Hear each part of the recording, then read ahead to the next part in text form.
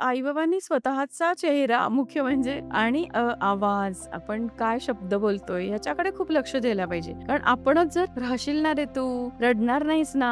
असं जर आपण त्याला विचारत राहिलं तर मग मुलांना वाटतं की अच्छा म्हणजे इथे काहीतरी रडण्यासारखं आहे. ओके. म्हणजे आपण त्या शाळेत ऍडमिशन घेतली आणि ते मूल स्वतःहून सांगायला लागतं ना की मी आता या शाळेत जाणार आहे. तर त्यामुळे तिथपासूनच आपण ते सांगायला सुरुवात करावी. ती शाळा अधूनमधून बघायला जावी. अगदी सुट्टी असेल, समजा शाळा अगदी बंद असेल तरी सुद्धा तो रस्ता, मग ती इमारत, माणसं नाहीये पण निदान इमारत, म्हणजे काय होतं की थोडी थोडी का होईना त्याची माहिती होते. बरोबर. आपण अभ्यास करून जावा पण ऍक्च्युअली पेपर काय येणार आहे आपल्याला माहित नाहीये. त्यामुळे जरी आपण ही सगळी तयारी करून गेलो तरी आयत्या वेळेला मूल रडणार आहे याची आपण मनाची तयारी करूया, म्हणजे त्याच्याकडे बघून आपल्याला पण कसनुस होणार नाही. बरोबर आहे.